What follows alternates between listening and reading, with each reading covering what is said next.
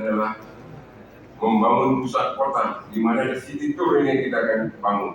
Ada pusat-pusat sejarah yang ada di kota Denpasar, kita bangun kembali, kita restorasi menjadi tujuan-tujuan wisata. Itu adalah banyak terjadi di negara-negara lain, itu menjadi pusat kita dulu. Itu menjadi sumber daripada, sehingga Denpasar tidak hanya menjadi tempat tinggal, tapi menjadi destinasi wisata. Itu menjadi daya tarik.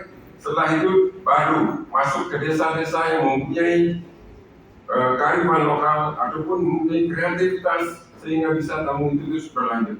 Sekarang inilah bagaimana dulu tamu itu, wisatawan itu bisa mau berkunjung ke Denpasar. Tentu infrastrukturnya kita perbaiki sehingga ada spot-spot khusus yang menarik dari pariwisata itu sendiri.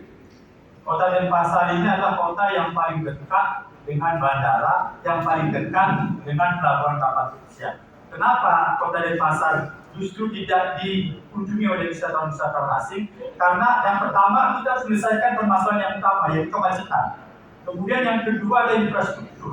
Dan yang ketiga adalah marketing. Jadi kalau tiga hal utama ini kita bisa selesaikan, asal kala kota Denpasar akan banyak dikunjungi oleh wisatawan. Karena bagaimanapun sebenarnya peluang kita untuk menggait dari pariwisata ini sangat besar dan sangat tinggi. Karena seperti saya sebutkan tadi, jadi karena kedekatan dengan bandara dan juga karena kedekatan dengan pelabuhan kapal besar. Ke depan yang kami akan selesaikan bila kami telah diberikan mandat oleh masyarakat Kota Denpasar, yaitu memulai kemacetan sehingga masyarakat atau tamu atau wisatawan asing akan lebih leluasa dan lebih nyaman datang ke Denpasar. Yang kedua, kemudian terkait dengan infrastruktur akan kami perbaiki, dan yang ketiga marketing akan kami